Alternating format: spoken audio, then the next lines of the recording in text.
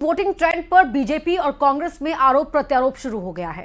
कांग्रेस प्रवक्ता अब्बास हफीज ने कहा कि क्या जनता का भरोसा मौजूदा सरकार से उठ गया है। वहीं बीजेपी के प्रदेश मीडिया प्रभारी आशीष अग्रवाल ने कहा कि समग्रता से देखें तो डबल इंजन की सरकार का उत्साह था, इसका असर पड़ा है। मत प्रतिशत कुल मिलाकर बढ़ा है। देखिए, मध्य प्रदेश में अगर कहीं कुछ विधानसभाओं मत प्रतिशत गिरा है तो ये चिंता का विषय है। क्या जनता का भरोसा इस मौजूदा सरकार के ऊपर से उठ गया था?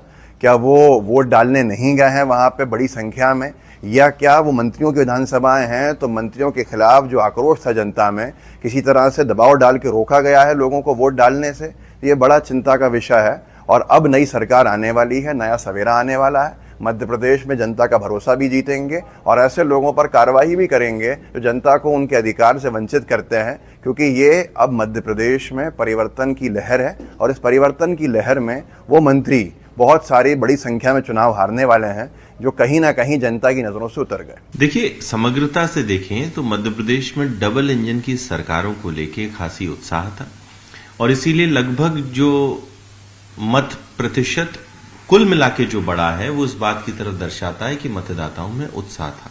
अब कुछ सीट पर कुछ जहां इधर उधर हुआ है वहां पर भी भारतीय जनता पार्टी बड़ी संख्या में जीतती हुई नजर आ रही है और कांग्रेसियों की जो खुशफहमी है वो जो कुछ समय तक लेके चल रहे हैं बहुत जल्दी दूर हो जाएगी।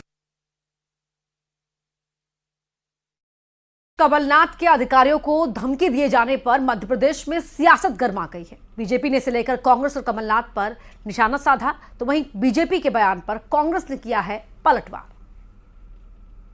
मैं तो रिपोर्ट मंगा रहा हूँ सब कैंडिडेट से कि प्रशासन का क्या रोक रहा है, नीचे से लेकर ऊपर तक।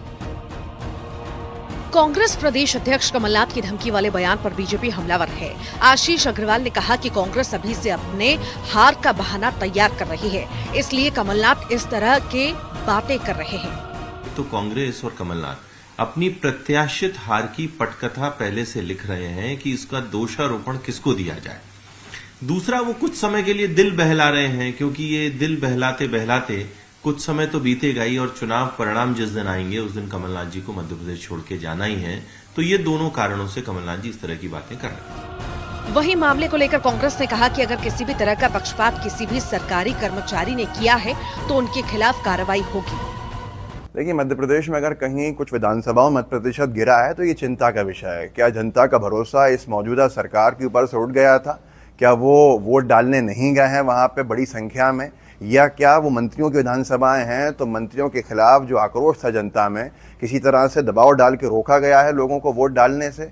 ये बड़ा चिंता का विषय है। और अब नई सरकार आने वाली है, नया सवेरा आने वाला है। मध्य प्रदेश में जनता का भरोसा भी जीतेंगे और ऐसे लोगों पर कार्रवाई भी करेंगे जो जनता को उनके अधिकार से वंचित करते हैं, क्योंकि ये अब मध्य प्रदेश में परिवर्तन की लहर है और इस परिवर्तन की लहर में वो मंत्री बहुत सारी बड़ी संख्या में चुनाव हारने वाले हैं जो कहीं ना कहीं जनता की नजरों से उतर गए। कमलनाथ का बयान अपनी जगह है। चुनाव के नतीजे 3 दिसंबर को आएंगे, तब तस्वीर साफ होगी। सत्ता बीजेपी के पास रहेगी या कांग्रेस को सिंहासन मिलेगा।